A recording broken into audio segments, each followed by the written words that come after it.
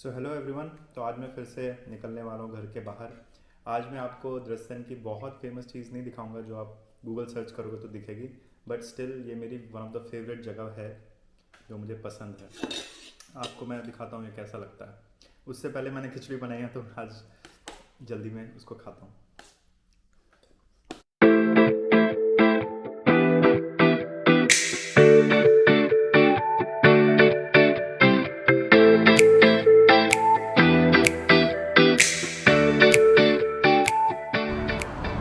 भाई मैं निकल तो गया लेकिन अभी बहुत ज़्यादा ठंडी लग रही है और मैंने सोचा कि शायद मेरे को आना भी चाहिए कि नहीं, बट कमिटमेंट है भाई, एक वीडियो तो बनानी है तो मैं आपको दिखाता हूँ। वहाँ पे और ठंडी लगेगी क्योंकि वो नदी के किनारे है, but I am ready for the challenge. तो ये है एक नॉर्मल बस स्टैंड दृश्यन में, और यहाँ पे एक ऐसे बोर्ड लगा रहता है जिसमें आप सारी डिटेल्स पता कर सकते हैं। आप एक ये नॉर्मल मैप रहता है जिसमें सारे डायरेक्शंस, किस किस लाइन की क्या ट्राम मिलती है, क्या बस मिलती है, वो होता है। और जो बसेस यहाँ पे आती है, जैसे यहाँ पे 61, 63 और 85 बस आती है, तो उसका रूट क्या है, वो यहाँ से कहाँ तक जाएगी और उसके टाइमिंग्स क्या है, मंडे टू फ्राइडे, सैटरडे और संडे, ये सब मेंशन रहता है। तो अगर आपके पास ऐप नहीं है तो आप स्टिल यहाँ पे आके देख सकते हैं कि कब आएगी। और ये स्टेशन पर्टिकुलरली छोटा है, नहीं तो यहाँ पे यहाँ पे नेम के साइड में एक बोर्ड रहता है जिसमें डिजिटल बोर्ड रहता है जिसमें दिखाता है कि कितने मिनट में बस या ट्राम आने वाली है। ये वाला छोटा है, यहाँ पे सिर्फ बस आती है, तो यहाँ पे वो चीज़ है नहीं। तो मैं आ चुका हूँ फाइनली, जो मैंने जगह आपको दिखानी थी। आप सोच रहे होंगे मैं रात में क्यों निकला हूँ, बट रात नहीं हो रही है, अभी बज रहे हैं शाम के 5 और रात हो गई है यार। ऐसे ही घूमना पड़ता है जर्मनी में। और ये है वो जगह, ब्लास्विट्स करके ये जगह है। हाँ, ट्राम आ रही है क्या? हाँ, ट्राम आ गई। और मैं दिखाता हूँ जिस चीज़ की मैं बात कर रहा था वो कैसे दिखती है। दोस्तों मैं आपको ये दिखाना चाहूँगा, यहाँ की जो ग्रीन और रेड लाइट होती है उसमें ये एक इंसान बना रहता है, ऐसे दिख रहा है आपको, ये टोपी वाला इंसान। तो ये फेमस हुआ था ईस्ट जर्मनी में।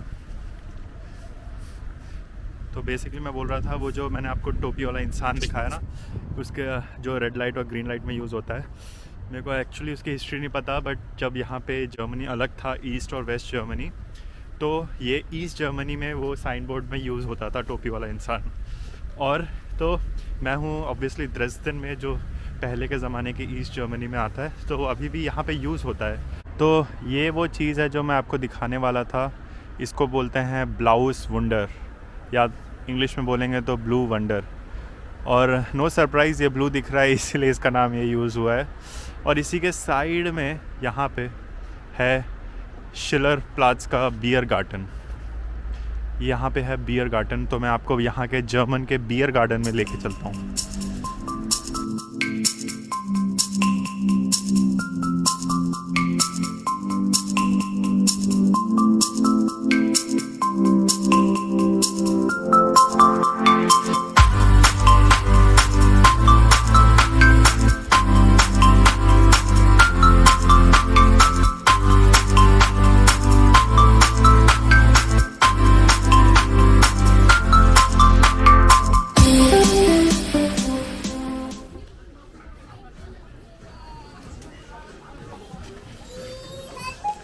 तो ये जो आपको दिख रहा होगा, यहाँ से आप बियर ले सकते हो या फिर वाइन ले सकते हो और इस सीनिक व्यू को एंजॉय कर सकते हो।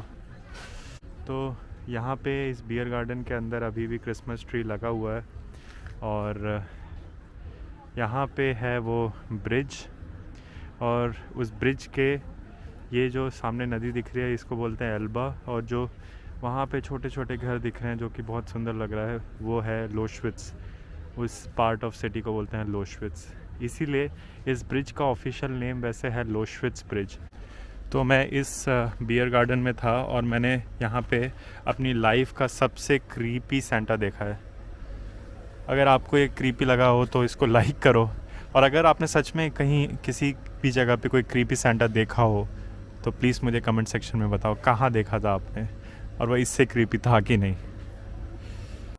तो वैसे तो विंड बहुत तेज़ चल रही है, लेकिन मैं आपको दिखाना चाहता हूँ इस ब्रिज के ऊपर जाके वहाँ से कैसा व्यू है। ये वो जगह थी जहाँ पे हम गए थे बियर गार्डन में, और अभी हम जा रहे हैं ब्रिज पे। एक समय की बात है, आई थिंक 1945 तक इस पे ट्राम भी चलती थी, और अब इस पे ट्राम चलना बंद हो गया because of its structural technical reasons.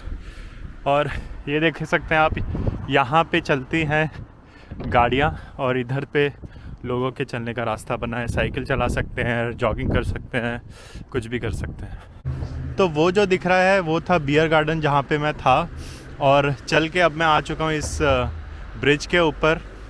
और ये डॉट आपको अगर दिख रहा हो, मैं आपको जूम करके दिखाता हूँ, तो वो है चांद। बहुत ही खूबसूरत लग रहा है इस सेटिंग में। तो इस ब्रिज पे मैं चल रहा हूँ अभी, इसको क्रॉस करने की कोशिश करता हूँ। और मैं आपको बताना चाहूँगा कि इसको ब्लाउएस्ट वंडर और इंग्लिश में ब्लू वंडर क्यों बोलते हैं, क्योंकि ये बना था 1893 में। बहुत पुराना ब्रिज है, 120 साल पुराना है।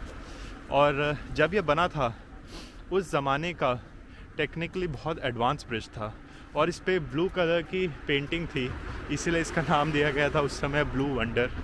आज के मुकाबले में, आज तो आपको पता होगा बहुत बड़े बड़े ब्रिज हैं, तो उनके मुकाबले ये उतना ग्रैंड नहीं है, बट 1893 के हिसाब से बहुत ही बड़ा था। जो लोश्विट्ज़ वाला जो सिटी है उधर, उसको और ब्लास्टविट्ज़ जो पीछे शहर है उसको जोड़ता था। बहुत ही ज़रूरी था ये, इसलिए इसको ब्लाउएस्ट वंडर, ब्लू वंडर बोलते हैं।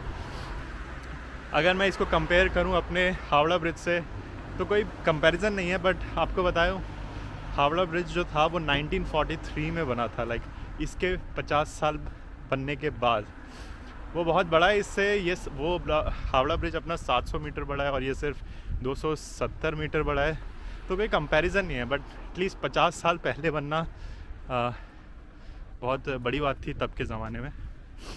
क्या बोल रहा हूँ मुझे पता नहीं, sorry.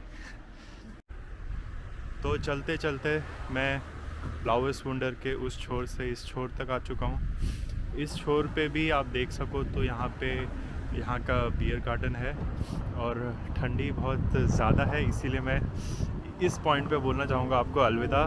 Thank you for watching, and definitely please subscribe to this channel.